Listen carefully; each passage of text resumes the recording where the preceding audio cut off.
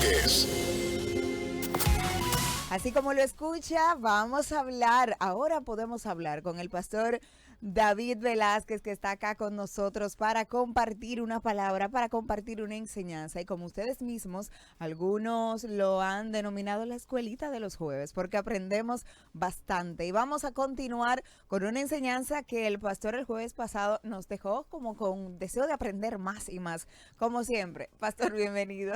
Saludos Lorena y saludo a toda esa gente hermosa que está en sintonía con Pura Vida todo el tiempo, no tan solo en este espacio, sino todo el tiempo. Ha hecho esto ya algo familiar. Hay personas que se levantan y se acuestan escuchando la emisora, así que eso es una bendición. Y siempre aquí hay diferentes recursos que traen algo que puede alimentar no tan solo nuestro espíritu, nuestra alma y también nuestro físico, porque hay médicos y todo. Sí. Muy bueno, el cardiólogo es excelente, Hamlet también es excelente también. Ortopeda. El ortopeda, que por cierto tengo que hacer una cita con él, pero de eso hablamos después. Bueno, hoy quiero saludarlos y bendecirlos en el nombre de nuestro Señor Jesucristo, ¿verdad? Que hoy sea un día que traiga buenas noticias a tu vida. Y una buena noticia es que hoy se reúne Casa de Pan. Casa de Pan Santo Domingo. Nos reunimos hoy a las 8 de la noche aquí en la Gustavo Mejía Ricard, número 8, en el ensanche Naco.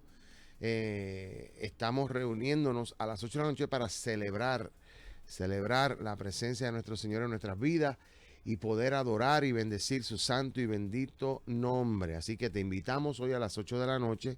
Aquí, como dije, repito la dirección, aquí en la Gustavo Mejía Ricard, número 8, en el ensanche Naco, en las facilidades de Casa Shaddai. Nos reunimos hoy a las 8 de la noche. Todos los caminos deben conducir hoy a la casa del Señor. Yo creo que una de las cosas que se está perdiendo hoy en día, digo, no en todo lugar, Loreni, pero una de las cosas que se está perdiendo es el congregarse. Y lo importante que es congregarse, los hermanos. Dice la Biblia, mirá cuán bueno y delicioso es habitar los hermanos juntos en armonía. O sea, esa coinonía que se celebra dentro de las reuniones del cuerpo de Cristo, siempre dice que Jehová envía bendición y vida eterna a ese lugar. Y es importante porque se conectan todas las necesidades y se conecta toda la fe, porque la persona que va a reunirse a celebrar al Señor va con fe de que Dios va a hacer algo, va a la expectativa. Si necesita un milagro, está esperando que Dios obre. Si necesita una palabra de dirección, está esperando que esa palabra de dirección se manifieste, ¿verdad? Si va con la actitud correcta, pues obviamente va a adorar y a bendecir al Señor, porque eso es lo que el Señor busca, adoradores en espíritu y en verdad. Entonces, cuando la Biblia habla de verdad, habla de aletino, lo que es verdadero, lo que no tiene hipocresía, o sea, lo que es genuino es la palabra, el sinónimo, genuino, ¿verdad? Y en espíritu, porque va más allá de nuestras emociones, va más allá de aquello que a veces nos ata a las cosas de este mundo, sino que estamos pensando y nuestra actitud y nuestra mente y nuestro corazón está conectada a lo que el cielo quiere para nosotros. Entonces, por eso es importante que no dejemos de congregarnos. A veces se nos hace tan difícil, siempre el día de culto, y yo lo digo por experiencia como pastor. Por ejemplo, domingo, Loreni, para mí ese es el día que más sueño a mí me da por la mañana. A mí también. Ese es el día más pesado de mi vida. Sin embargo, he notado que es como que un ataque directo, porque cuando me sacudo, me baño, me visto, tomo mi café y me vengo para el culto, las cosas que Dios hace, las cosas que Dios habla, la experiencia de la reunión de los santos es algo increíble, increíble, increíble. Además, siempre es bueno que las iglesias haya un momento para las peticiones y haya un momento para testificar, porque Dios está haciendo algo siempre. Dios siempre está haciendo algo a favor de nosotros. El problema está en si nosotros reconocemos lo que Dios hace. Porque hay veces que nosotros estamos esperando que caiga, o sea, que venga un ángel y se te presente con la espada desenvainada como a Josué. No, en las cosas pequeñas, quizás esa llamada oportuna, quizás en esa conexión que tuviste con una persona y pudiste hablarle o te hablaron a ti de algo que tú necesitabas escuchar, ahí está Dios obrando. Así es. Por eso es que ese micrófono es importante, porque todas las mañanas todo lo que tú dices puede bendecir, puede cambiarle el destino a cualquier persona que nos esté escuchando. Y hoy, pues, yo quiero continuar lo que empecé el jueves pasado. Empezamos hablando del profeta Jonás. Hablando del destino. Hablando del destino. Hablamos del profeta Jonás. Y Jonás es un profeta bien interesante porque Jonás no es de estos profetas el relato de Jonás o lo que está escrito de Jonás es diferente a los otros profetas, porque los otros profetas se caracterizaban por sus oráculos de juicio. Eran la boca de Dios para advertir lo que venía, ¿verdad? Y para llamar a capítulo a su pueblo a que regresaran a Dios verdadero. Y casi siempre estos otros profetas, o todos los profetas, siempre entraban en acción cuando el pueblo iba a la deriva. Acuérdense que en los tiempos del antiguo acuerdo, la forma de Dios gobernar era una forma donde Dios había establecido un rey. Ese rey se debía completamente al Dios de Israel. Pero cuando ese rey se desviaba de la voluntad de Dios, entonces había la segunda en mando, se supone que fuesen los sacerdotes.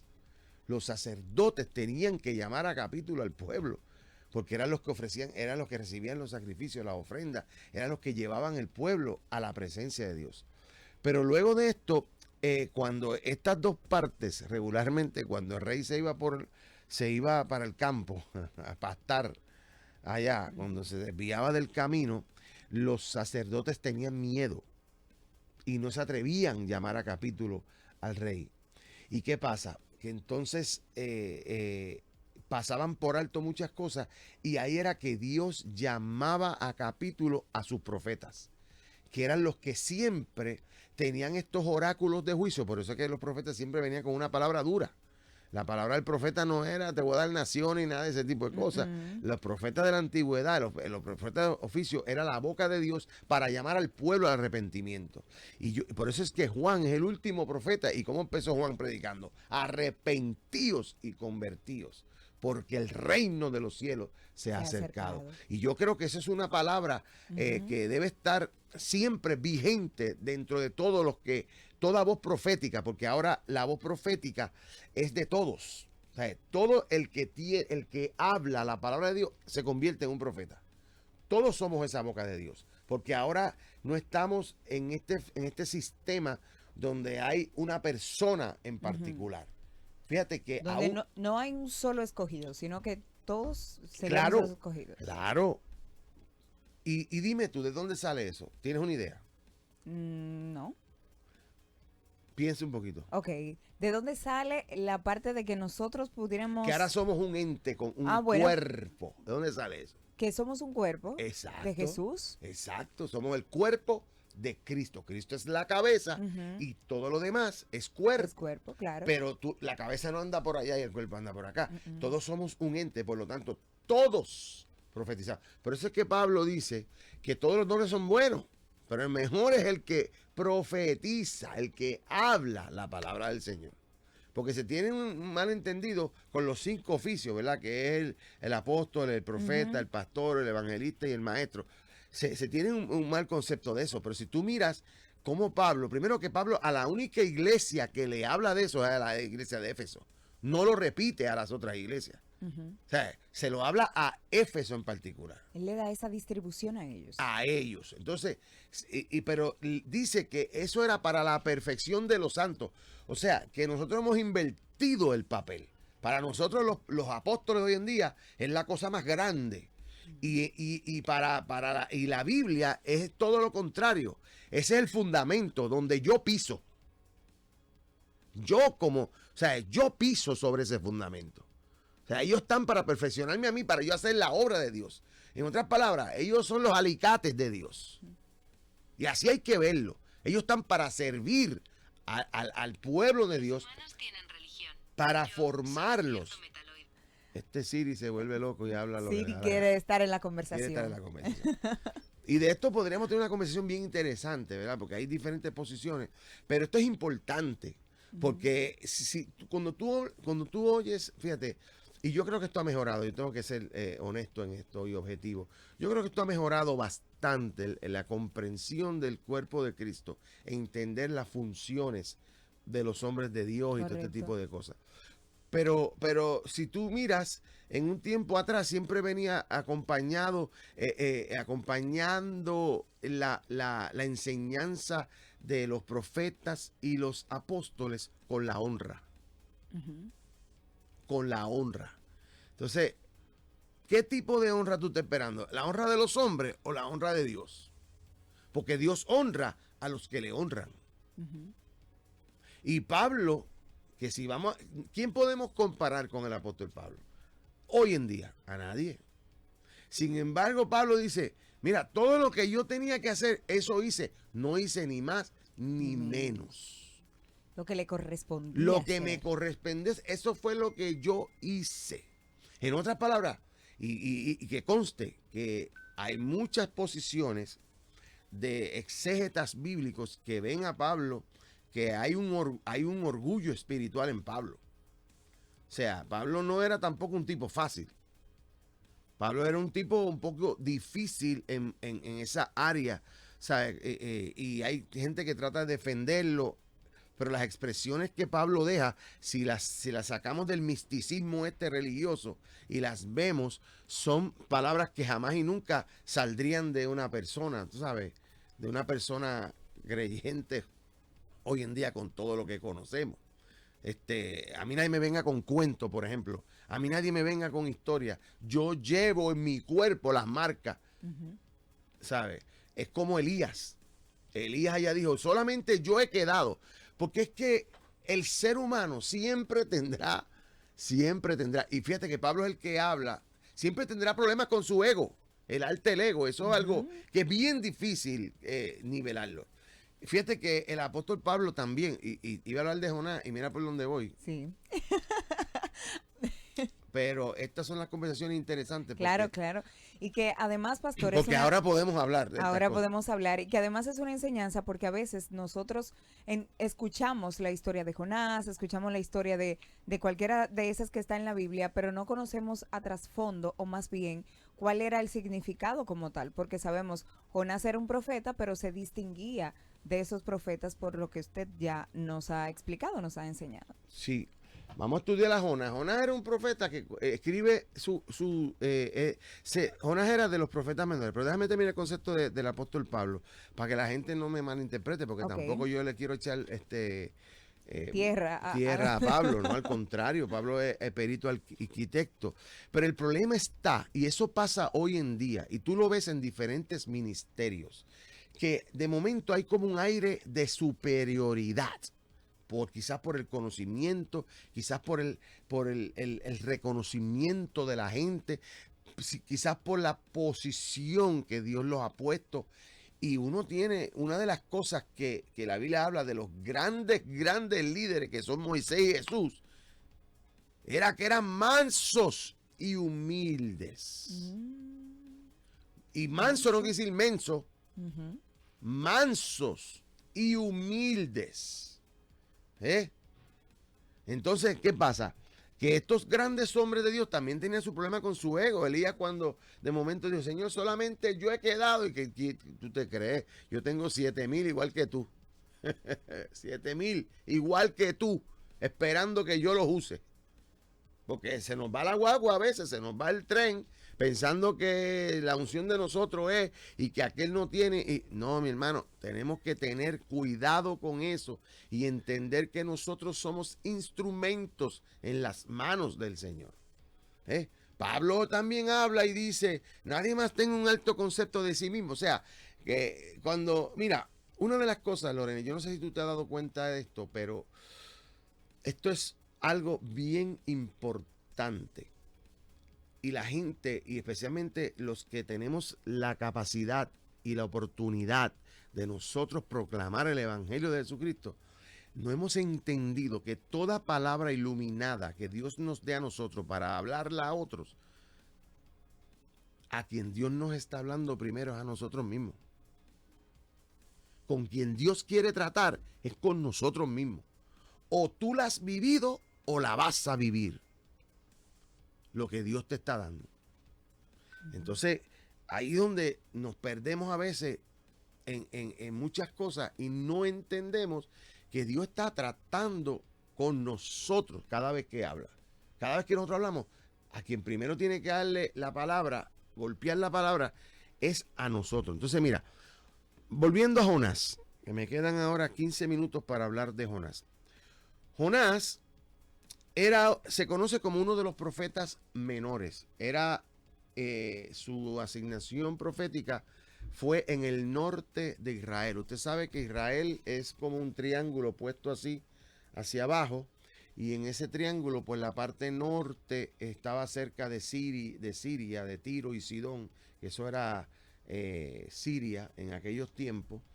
Y básicamente, pues Jonás se conoce como uno de los profetas menores, y yo expliqué la otra vez que los profetas menores no era que tenían menos trascendencia o menos importancia que los profetas mayores, simplemente se le conoce como profetas menores porque escribieron menos. Hay menos escritura de ellos, por eso se le conoce como los profetas menores, pero tenían la misma importancia, eran escogidos por Dios para ser la boca de Dios. Pero Jonás, si usted lee el libro de Jonás, se va a dar cuenta que Jonás no está hablando de oráculos de juicio como los otros. Jonás lo que cuenta es su experiencia personal, y ahí es donde este profeta es importante para nosotros. ¿Por qué?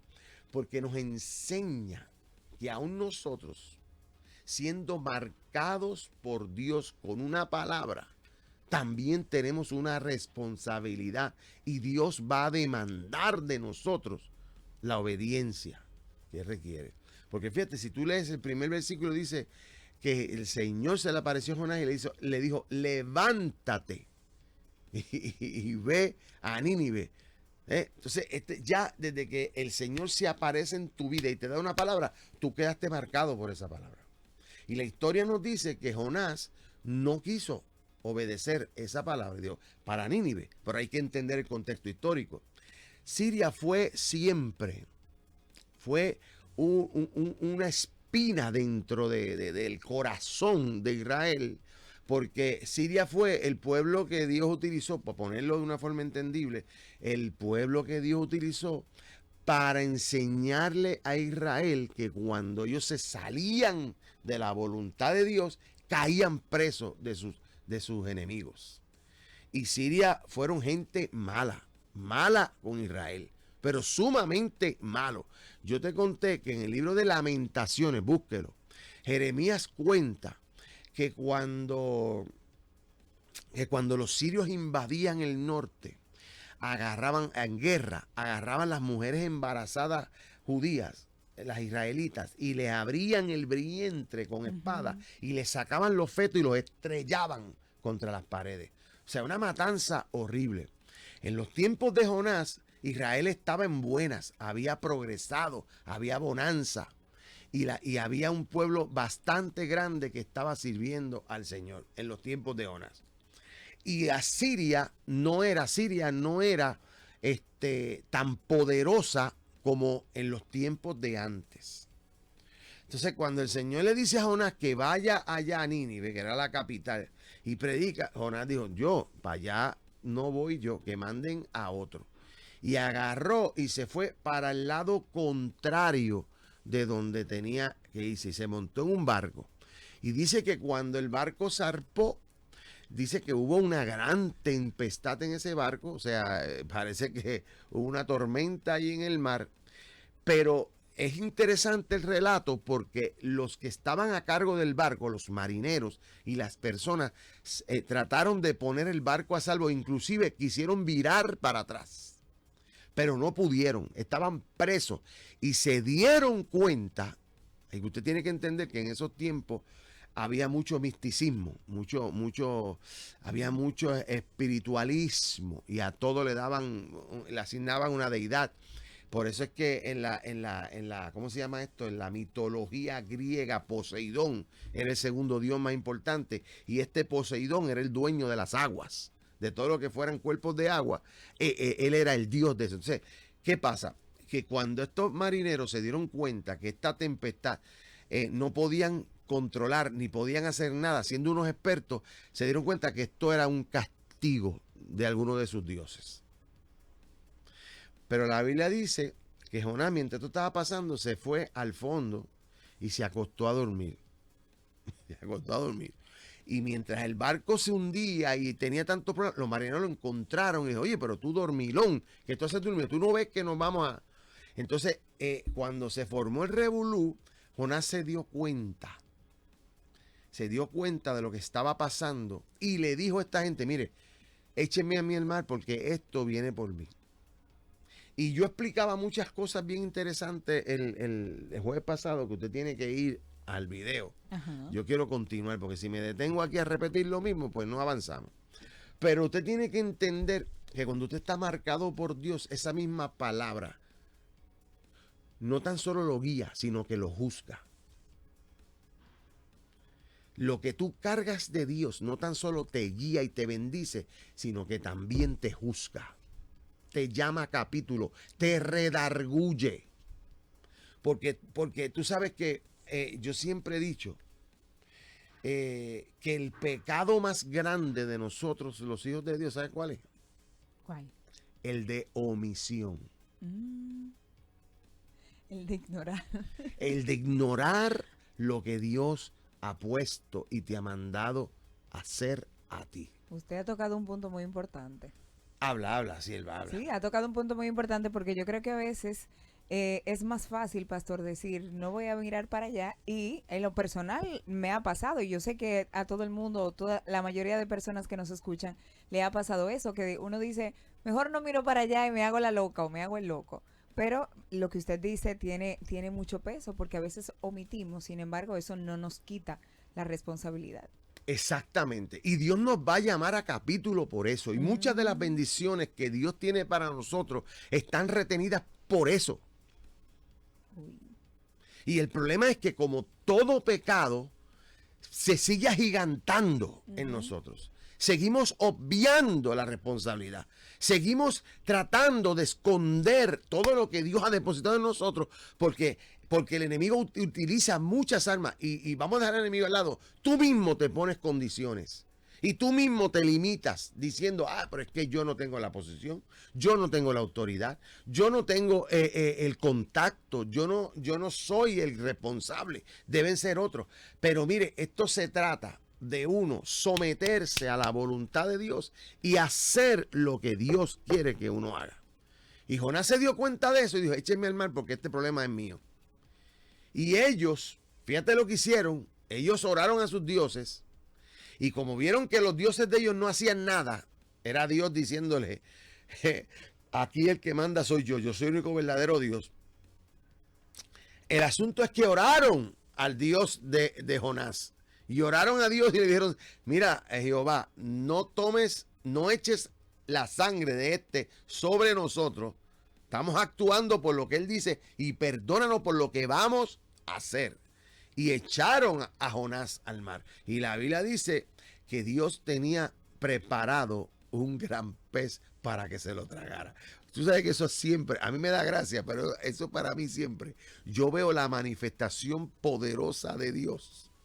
Porque cuando Dios tiene un trato contigo, y tú entras en crisis y entras en una tormenta de esta magnitud, Dios siempre tiene algo para proteger. Y lo grande es que en las circunstancias más adversas, donde tú crees que Dios no puede obrar, Dios siempre se sale con la suya.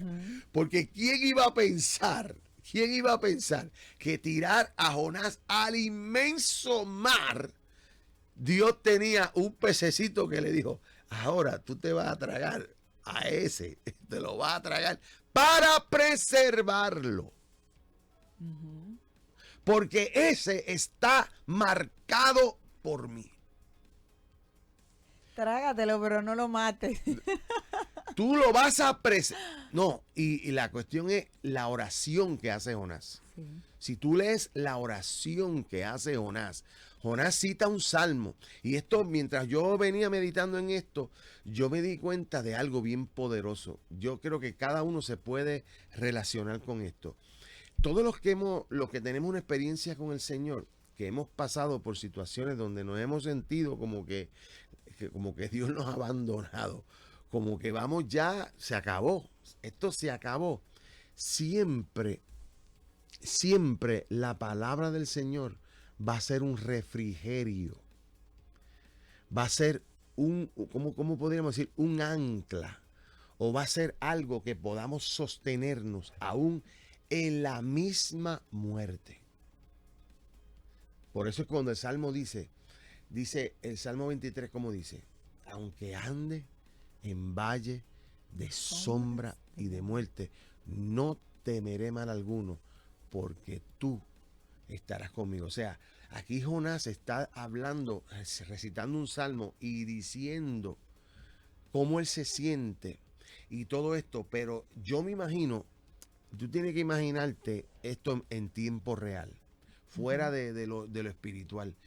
Tú te imaginas que Jonás, si lo tiraron al agua y él trató de ponerse a salvo, pero de momento cuando empezó a bajar, él sabía, porque tú no puedes, no hay forma de que tú aguantes la respiración más de 1 o 2 minutos, que te vaya inconsciente. Como máximo, claro. Como máximo.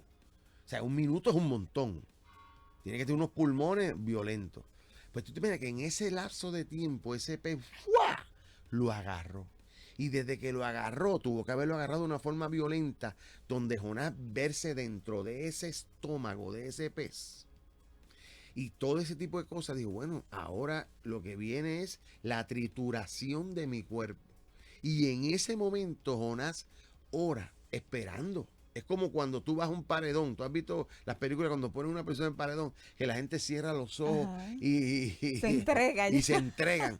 Pues tú te imaginas a Jonás entregándose en ese momento y pasa más de 1, 2 y 3 y ya él, como profeta de Dios, como conociendo a Dios, siendo marcado por Dios, dice, espérate, Dios está teniendo misericordia de mí.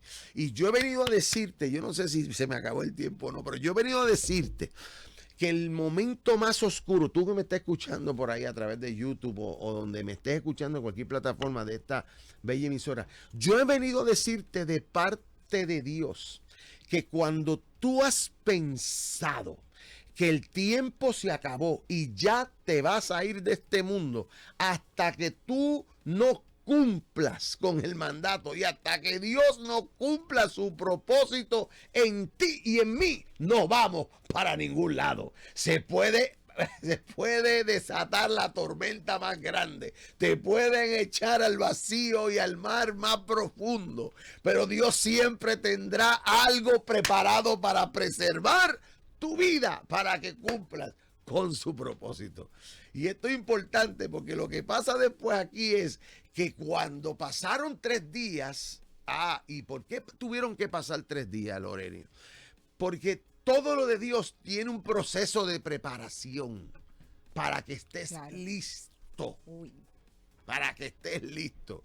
O sea, esto no es una varita mágica como los magos que se meten en algo y sacan un conejo. No, esto es un tiempo de preparación donde Dios estuvo preparando, cambiando el corazón de aquel hombre para que el hombre pudiese decir, yo voy a hacer tu voluntad, lo que prometí, lo voy a cumplir.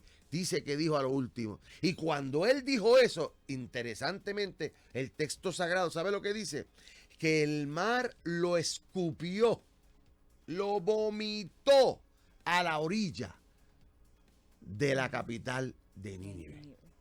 Y esto es importante, y vamos a hacer una tercera parte, porque después vamos a hablar del mensaje y por qué esta gente le creyeron y cuál era la enseñanza de todo esto. Pero quiero terminar diciéndote que esto a mí siempre me llamó la atención, porque cuando hablamos de vómito, ¿verdad? El vómito es todo lo que entra por la boca, ¿verdad? Ujú.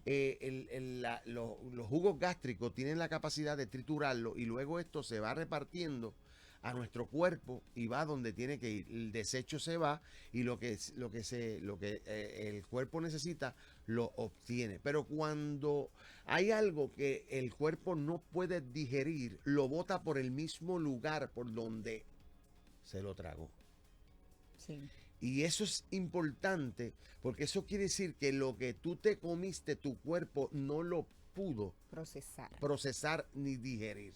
Ujú. Yo he venido a decirte a ti que lo que tú cargas de Dios, el infierno no lo puede procesar. Ay, no voy a decir más nada, no voy a decir Sí. más nada, porque ya me estoy metiendo en agua profunda.